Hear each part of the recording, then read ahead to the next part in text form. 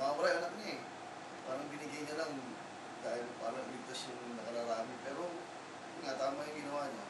Pero kung pangit pa, magiging kasarali siya na, pero may ibang tao siguro na yung talagang yun ang pipiliin na anak na lang nila. Siyempre, di ba di man lahat na positive yung para sa lahat yung ano eh, kung isipin nila eh. Kasi pag pinapili ka na, wala na, unahin mo, siyempre yung anak mo, kasi anak mo yan eh. Hindi mo naman kilala yung nasa tray. Kaya yun, kahit mahirap mong desisyon talaga, yung mahirap mong desisyon mo. Pero tama yung unahin para sa akin. Ako po, wala po akong masabi. Pero po sa story yun, mali yung ginawa niya. Kasi buhay, parang buhay na rin niya yung nawala eh. Anak niya yun, dugo niya yun.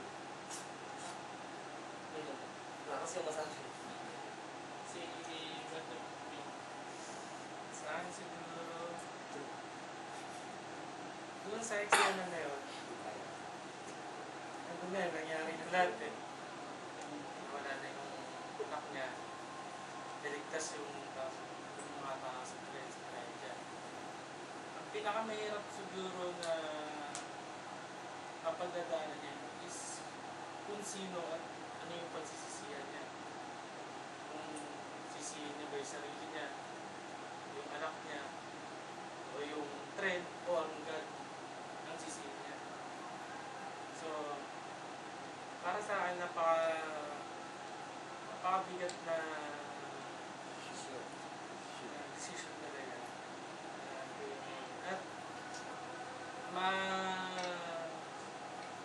masusubok niya yung faith niya kay God. Kung tatalikuran niya si God na dahil ba sa nangyari sa anak niya, pinayagan niya na gano'n ang nangyari. Mas sinacrifice niya sa anak niya sa mas nakakaraan.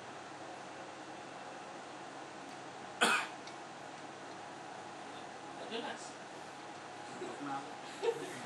Yung nakita ko lang din sa nakaraan, isang demonstration ng masabi natin unconditional love ng isang tao, isang ama, hindi lang sa nag-iisa niyang anak, kundi pagmamahal na rin sa kapwa niya.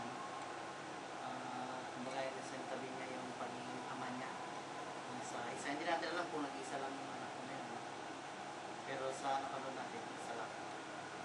So, sinantabi niya yung pagiging ama niya sa isang tao, isang bata. Sinalang-alang niya yung mas nakakarami. At yun ay talagang makakalaking sabihin. Malalim na yung ano ng tao na yun. Talagang pagmamahal niya sa bata. Dahil handa niyang pagpalit ang buhay ng kanyang sariling anak sa nakakarami. So, merong gustong ipa-feed sa atin ng tayo napagod natin. Kung tayo ba sa sarili ba natin, kaya ba natin gawin? At sino lang nakakagawa niya. Yeah. Sige.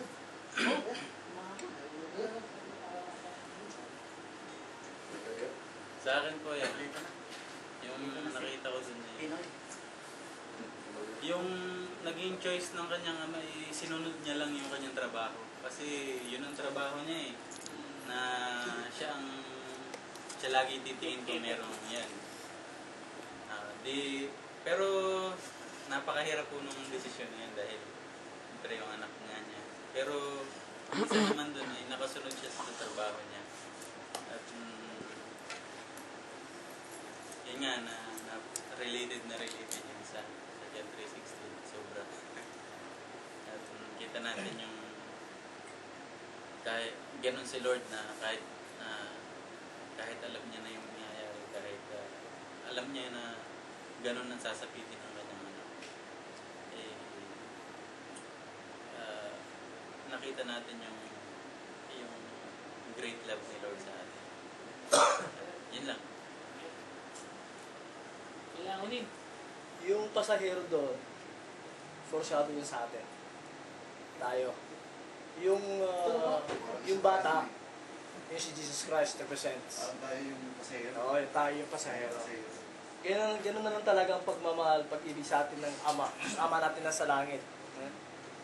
And kaya nga nung nakita ng Diyos na yung mga pasahero doon ay talagang mamamatay na dahil sa hindi niya gagawin ang paraan na yun. Kung sakaling hindi niya sinakripisyo si Jesus Christ, patay tayong lahat. So wala tayo ngayon. So yun yung nakikita kong portrait doon. So, yung bata talaga represent ni Jesus Christ, yung pasahero tayo yun, yung ama nasa langit. Yan, si Kuya Jinggoy. Sa akin po ay